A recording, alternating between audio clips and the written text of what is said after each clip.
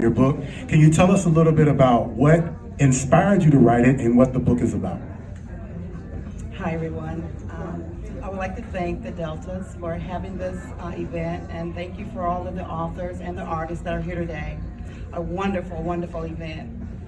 The business of a successful marriage was birthed out of a realization that I wasn't taking very good care of myself. I was on a self-care journey where I had dedicated my entire life to supporting my husband academically and supporting my children, supporting my husband professionally and supporting my children academically. And I did a very good job of doing that, but in the process, somehow I lost myself. And when I lost myself, being married for 32 years, somewhere in the middle of that, halfway through, my marriage began to suffer. So I knew that I needed to do something for myself in order to be a better mother, a better wife, and a better friend, a better sister, even to be a better Christian. And so I began to kind of take a survey of what was happening around me. And I could see a lot of my girlfriends' marriages. They were being destroyed. They didn't know what to do. They didn't know how to save their marriage. And they didn't go to counseling. Back then it was kind of taboo to look for a marriage counselor. And so I had an epiphany one day. You know, we all think our jobs are very important. They are, right? They're a means to an end. And so I came up with this: if we decided to treat our marriage the way we treat our business, the way we treat our jobs, I think we could find value in that. I think that we could save some of the marriages that were already on a slippery slope.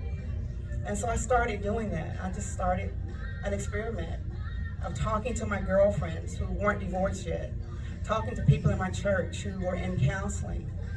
And we started looking at some of the business principles and practices. These practices that make businesses successful, they can also make your marriage successful. And so that's how the book was birthed. One of the very crucial conversations that's been taking place, which is very important, especially in this day and age, where now it's cool to be married again. But that marriage is about more than just love. Marriage is an institution, and an institution implies exactly that it is a business, that there is a purpose, there is something that you and your partner have been brought together to accomplish and do. So what are some of the principles that you were able to identify and to share in the book? Absolutely. Okay, the first one is, who is the CEO? The CEO is who is the person in charge. Now for us, our ladies who are independent and strong, it doesn't mean that your man is necessarily lording over you. It means that you have identified, for me, I'm the CEO. It means that you have that business mind, you have that business sense, you're probably better with the money, you know how to make a decision, and you get it done. You set a budget and you follow your budget. So you have to decide who is the CEO or the CFO. Who's in charge of the money? It doesn't mean that you get to do it solo. It means that you get to do it together, but you have someone in lead. He's laughing. Okay. All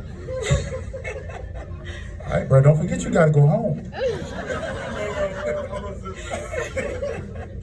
And another one is communication. That goes without saying. Communication is a necessity for everything we do in life, every phase of our life. And it's very, very important for marriage. Without communication, then you might as well wrap it up. I was talking to a gentleman in the back, and he said this, and it is so true. You can't fake marriage. You cannot. So you're either going to make it work or you're not. And these are some business principles that taking time off. Everybody likes to take time off from work, right? But you actually can take time away from your marriage. Not off, not meaning that the marriage is not important. It means that you have some me time. And that's what I was lacking. I was so busy taking care of my husband and my kids, I had very little time for myself. And when I started making myself a priority, hanging out with my girlfriends, doing some things that made me happy, then the marriage began to flourish again.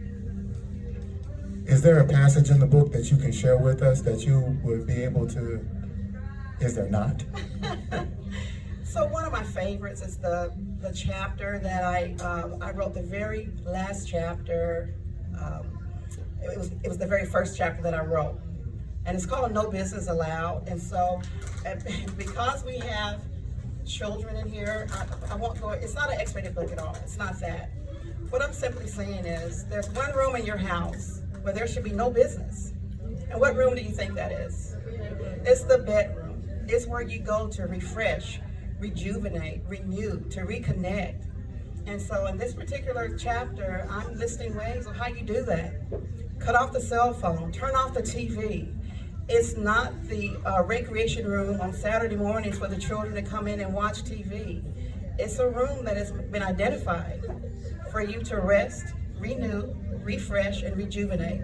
So again, it's one of my favorite chapters, No Business Allowed. So that is found on page 132. And it says, each room in your house is designed for certain activities and events to take place.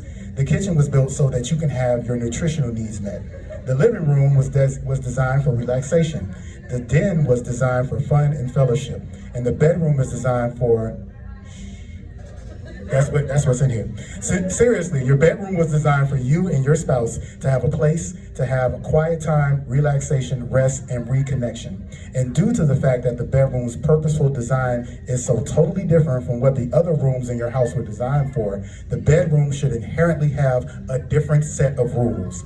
The number one rule, no business allowed. So how can people get in contact with you again if they want to have you come out and speak to talk more about the book, or if they want to purchase it after today? So I am on Amazon, and I'm on Facebook as Sheila Green. My book was just published January the 25th, so I'm pretty new at this. I do not have a designated author page yet, but it's all coming. Again, I'm on Facebook as Sheila Green. I do have business cards at my table. I'll be happy to share that with you. And the book is on Amazon, and now it's in Barnes & Noble. So. She's the author of The Business of a Successful Marriage. You all please put your hands together for Ms. Sheila Green. Thank you so much. Congratulations as well.